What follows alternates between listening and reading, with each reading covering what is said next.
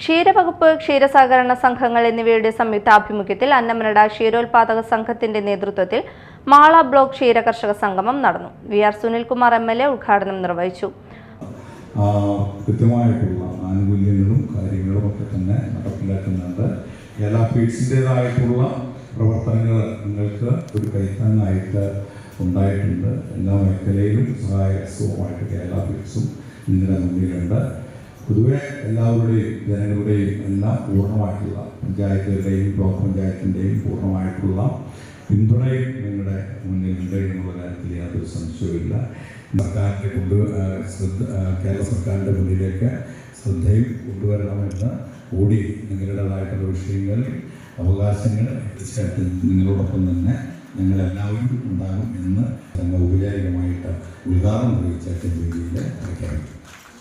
Mala block panchayat president രേഖ ശാന്തി അധ്യക്ഷത വഹിച്ചു. ചടങ്ങിൽ മികച്ച ക്ഷീര കർഷകർക്കുള്ള ആദരവും കർഷകരുടെ മക്കൾക്കുള്ള വിദ്യാഭ്യാസ ധനസഹായ വിതരണവും നടന്നു.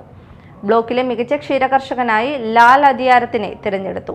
ക്ഷീരസംഘം president E.K. Ramachandran, Milma chairman CN Vatsalan Pillai, Annamanada ഗ്രാമപഞ്ചായത്ത് president PV Vinod, Mala panchayat president Bindu Babu, ക്ഷീരവികസന വകുപ്പ് തൃശൂർ ജില്ലാ ഡെപ്യൂട്ടി ഡയറക്ടർ N. വീണ, ത്രിതല പഞ്ചായത്ത് പ്രതിനിധികൾ, മാള ക്ഷീരവികസന ഓഫീസർ സിജി വർഗീസ് എന്നിവർ സംസാരിച്ചു.